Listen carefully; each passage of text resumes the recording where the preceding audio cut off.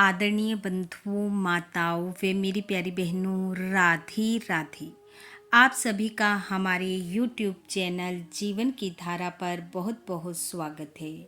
बंधुओं, आज हम इस वीडियो में भगवान श्री हरि व नारद जी का कथा प्रसंग सुनेंगे, जिसमें भगवान नारद जी को समझा रहे हैं कि संतों का संग सदैव ही शुभ व पुण्य फलों को देने वाला होता है। कथा सुनने के बाद यदि आप हमारे चैनल पर नए हैं तो कृपया हमारे चैनल को सब्सक्राइब करें, बेल आइकन को प्रेस करें ताकि हमारी वीडियो की नोटिफिकेशन सबसे पहले आप तक पहुंचे। वीडियो को शेयर व लाइक भी जरूर करें। कथा के अनुसार एक समय की बात है, नारद जी भ्रमण करते हुए भगवान श्री हरि के पास पहुँचे। नारायण नारायण कहते हुए उन्होंने भगवान को प्रणाम किया और कहा, हे प्रभु, आज मैं आपसे अपने मन में उठ रहे एक प्रश्न का उत्तर जानना चाहता हूँ। कृपा कर मुझे बताइए। भगवान बोले, पूछो नारद जी, क्या पूछना चाहते हो। नारद जी ने कहा, प्रभु, मैं आपसे सत्संग की महिमा जानना चाहता हूँ कि संतों का संग कैसा होता है। भगवान मुस्कुराए और नारद जी से बोले, नारद जी, वहाँ सामने एक इमली का पेड़ है। उस पेड़ पर एक गिरगिट रहता है। आप उसके पास जाओ और उससे सत्संग की महिमा पूछो। वह तुम्हारे प्रश्न का उत्तर अवश्य देगा। नारद जी भगवान के कहने पर गिरगिट के पास पहुँचे और उससे सत्संग की महिमा पूछी। ऐसा सुनते ही गिरगिट पेड़ से नीचे गिर गया और कुछ ही समय में उसने अपने प्राण त्याग दिए। यह देखकर नारद जी हैरान रह गए। वापिस भगवान श्री हरि के पास लौटे और सारा वृतांत कह सुनाया। भगवान फिर से मुस्कुराए और कहा, नारद जी, इस बार आप पृथ्वी लोक पर स्थित चंद्रपुर नगर के सेठ के घर जाओ। उसके वहाँ पिंजरे में एक तोता बंद है। उससे सत्संग की महिमा पूछना, वह आपके प्रश्न का उत्तर अवश्य देगा। नारद जी उसी क्षण वहाँ से चल पड़े और तत्काल ही सेठ के घर पहुँच गए। वहाँ पिंजरे में बंद तोते के पास जाकर उससे सत्संग की महिमा पूछने लगे।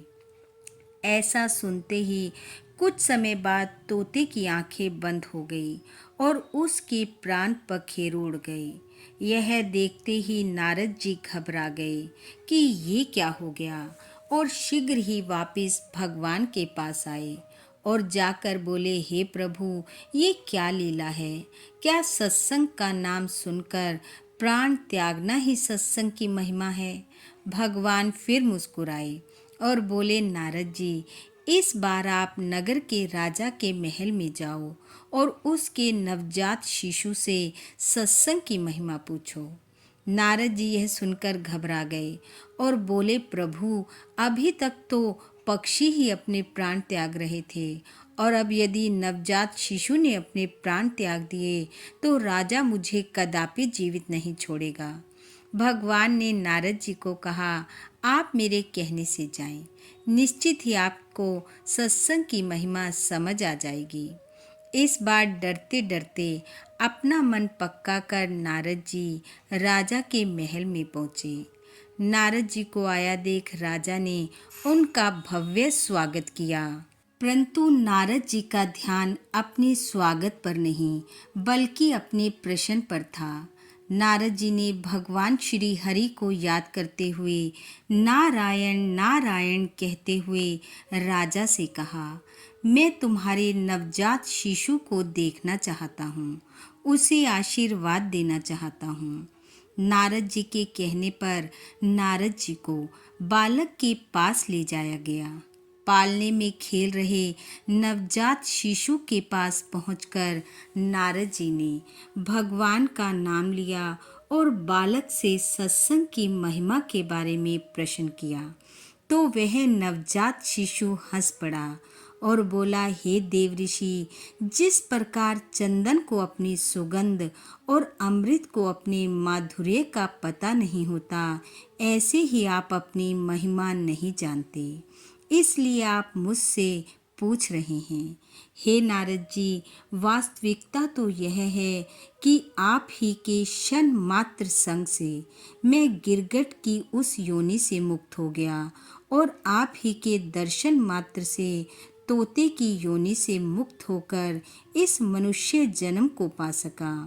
आपके सत्संग के कारण ही मैं कितनी योनियों से मुक्त होकर मानव की योनि में आया हूँ और मैंने केवल मानव का जीवन ही नहीं पाया है बल्कि राजपुत्र भी बना हूँ। यह सत्संग का ही अद्भुत प्रभाव है। बालक बोला, हे ऋषिवर, और मानव तन पाकर भी मुझे आपका संग मिला, इसलिए मुझे आशीर्वाद दें कि मैं मनुष्य जन्म के परम लक्ष्य को पा सकूं। हे नारद जी, आपसे अधिक सत्संग की महिमा को कौन समझ सकता है। आपके हृदय और जीभा से क्षण भर के लिए भी भगवान श्री हरि का सुमरन नहीं हटता। ऐसा सुनते ही नारद जी प्रसन्न हुए और बालक को आशीर्वाद देते हुए भगवान श्री हरि के पास पहुँचे। जाकर सारी बात बताई। भगवान ने कहा, नारद जी, सचमुच सत्संग की महिमा अपरंपार है। संत का सही गौरव या तो संत जानते हैं या उनके सच्चे प्रेमी भक्त। इसलिए मानव को जब भी अवसर मिले उसे सत्संग का लाभ जरूर लेना चाहिए। ना जाने किस संत का संग और उसके मुख से निकली वाणी जीवन को सफल कर दे। ऐसा कहकर भगवान मंद मंद मुस्कुराने लगे और नारद जी नारायण नारायण कहते हुए आगे बढ़ गए। बोलो भगवान श्री हरि की जय। बंधुओं, भगवान श्री हरि की कृपा आप व आपके परिवार पर सदैव बनी रहे। आपका घर आंगन खुशियों से महकता रहे। इन्हीं शुभकामनाओं के साथ आप सबका बहुत बहुत धन्यवाद। राधे राधे।